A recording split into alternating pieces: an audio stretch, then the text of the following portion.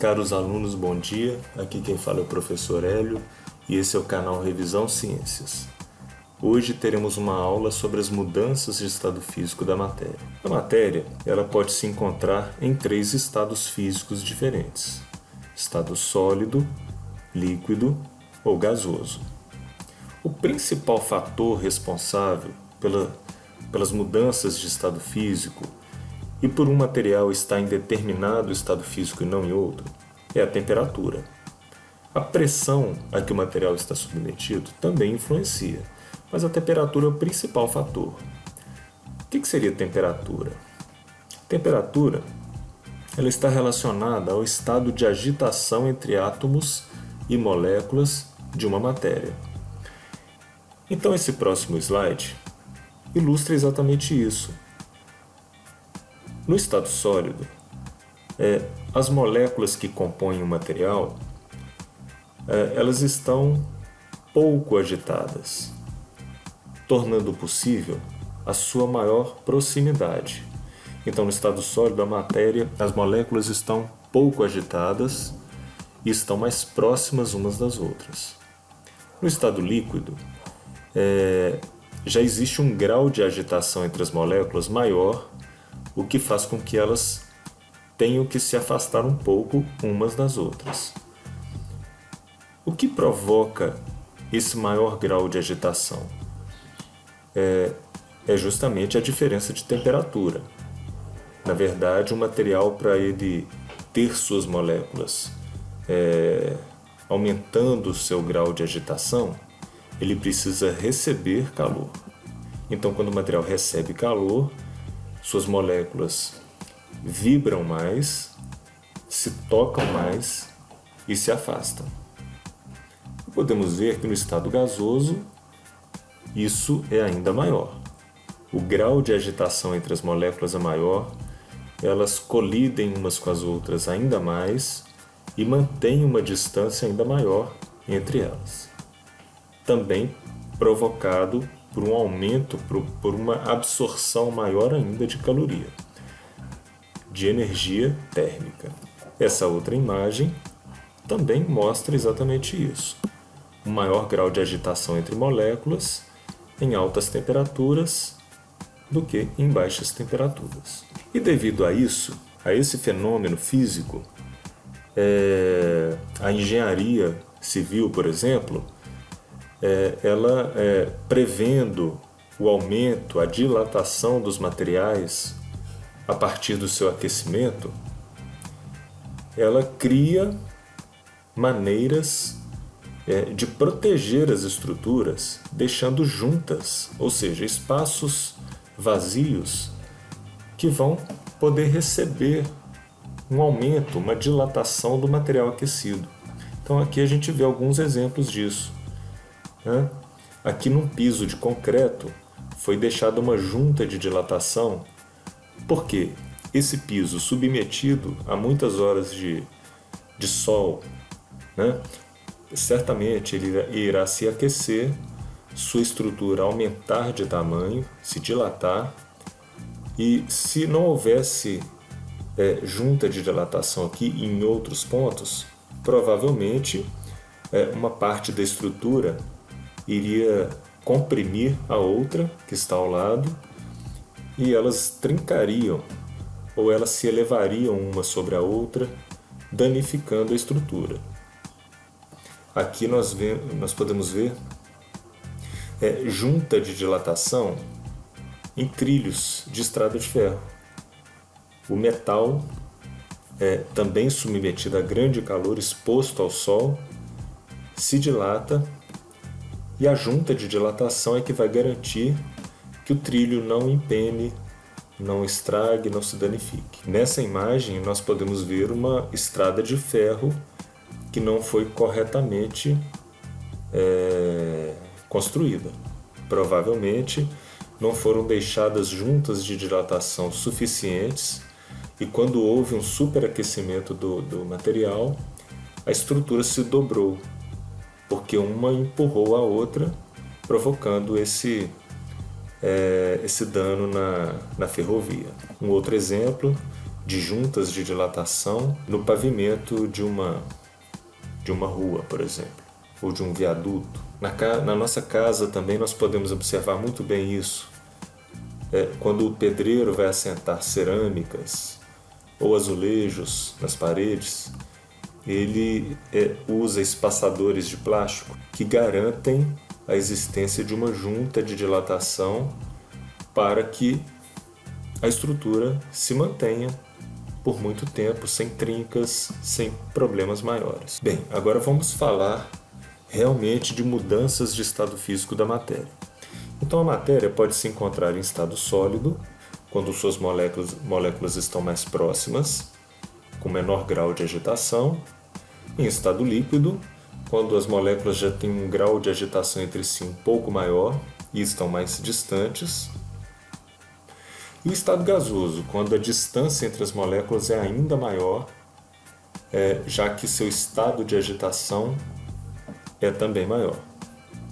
Os números que estão na parte superior do esquema estão em laranja, em alaranjado, para simbolizar o aquecimento necessário para que essas mudanças de estado físico aqui possam acontecer. Quais?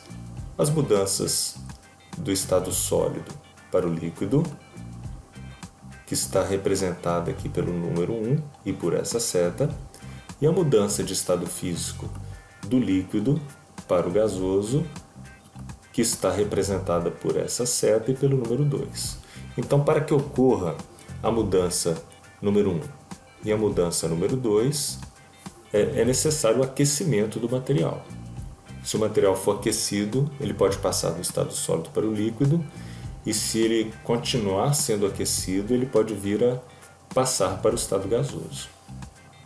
Mas o material, se ele pode passar do estado sólido para o líquido e do líquido para o gasoso, quando recebe calor, se ele perder calor, ele pode novamente voltar do estado gasoso para o estado líquido, o que está representado por essa seta e pelo número 4. E se ele perder mais calor ainda, ele poderá passar do estado líquido para o sólido, o que está representado por essa seta e pelo número 3. A cor azul no número 3 e no número 4 representam a diminuição da temperatura, o resfriamento. E a cor alaranjada nos números 1 e 2 representa o aquecimento.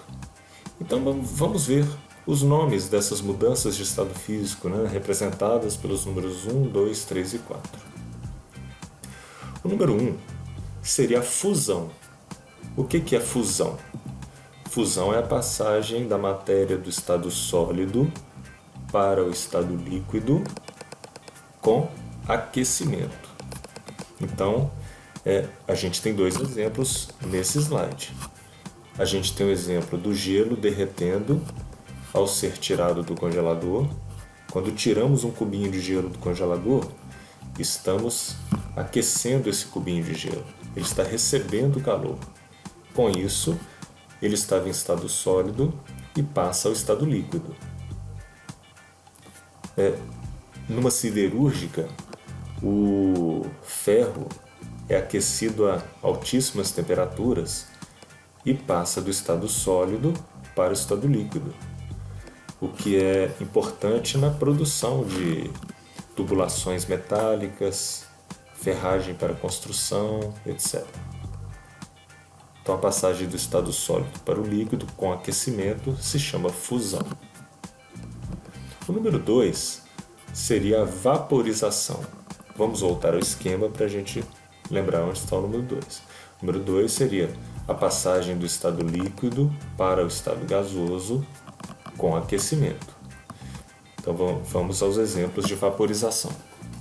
Aqui à esquerda temos roupas que estavam molhadas ao serem tiradas do tanque ou da máquina, foram colocadas no varal e depois de um tempo secaram. Mostra que a água que estava em estado líquido nas roupas, ela passou ao estado de vapor, ao estado gasoso com aquecimento. Aqui nós temos a foto de uma salina. A salina é um local onde a água do mar é represada em tanques rasos, onde se espera que a água vaporize, né? Que ela passe do estado líquido para o gasoso. E depois no fundo do tanque fica apenas o sal da água do mar, que é então raspado com enxadas, com pás, para ser comercializado. Então são dois exemplos de vaporização em que o material passa do estado líquido para o gasoso com aquecimento. Lembrando que em nenhum desses dois casos aqui é possível ver a água em estado gasoso. A roupa no varal ela seca sem que para isso precisemos ver a água que estava em estado líquido nas roupas já no estado gasoso, na atmosfera. A água em estado gasoso, a água em estado de vapor, ela é invisível. O mesmo podemos notar aqui também. Nós não estamos vendo a água que foi líquida, que estava nos tanques e passou para a atmosfera em estado gasoso. Ela é invisível. Condensação. Condensação, nós já podemos perceber aqui pela cor azul, que é um fenômeno que ocorre quando há resfriamento. Vamos voltar ao esquema para ver. Olha, a condensação está representada aqui pelo número 4 em azul. E o que ela seria? Seria a passagem da matéria do estado gasoso para o estado líquido com resfriamento. Vamos ver os exemplos. Bom, o ovo, assim que tirado da geladeira, dentro da geladeira ele está seco. Quando a gente tira da geladeira, é comum o ovo ficar todo cheio de gotículas de água. Isso acontece também com uma garrafa de refrigerante, com uma garrafa de água, enfim. Por que isso acontece? De onde vem essa água aqui? Essa água vem do ar. A água em estado gasoso, invisível no ar, ao entrar em contato com uma superfície muito fria, aqui no caso um ovo, a casca do ovo, ela volta ao estado líquido. Então a água passou do estado gasoso no ar, que estava no ar, para o estado líquido na casca do ovo pelo resfriamento. O mesmo acontece na formação das nuvens. O ar, a atmosfera está cheia de vapor de água, invisível. Esse vapor tende a ir se espalhando pela atmosfera quando ele atinge altitudes em que a temperatura é muito baixa. Esse vapor invisível, em estado gasoso, se condensa, formando gotículas de nuvem.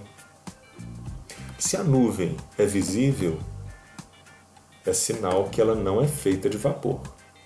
A nuvem é feita de gotículas de água em estado líquido. E por fim, a solidificação. Voltando ao esquema, vemos que a solidificação número 3 é a passagem do estado líquido para o sólido com resfriamento. Os exemplos. A produção de gelo. Quando colocamos água em estado líquido em forminhas para fazer gelo e colocamos essa bandeja no congelador por um tempo, essa água que estava em estado líquido irá se solidificar. A formação da neve em camadas de grande altitude na atmosfera, onde as temperaturas são muito baixas, as gotículas líquidas de nuvem podem se solidificar. E ao invés de chover, da água cair em estado líquido, ela cai em estado sólido, é o que chamamos de neve. Isso ocorre também na formação da chuva de granizo. Bem, espero que tenha ajudado. Até a próxima.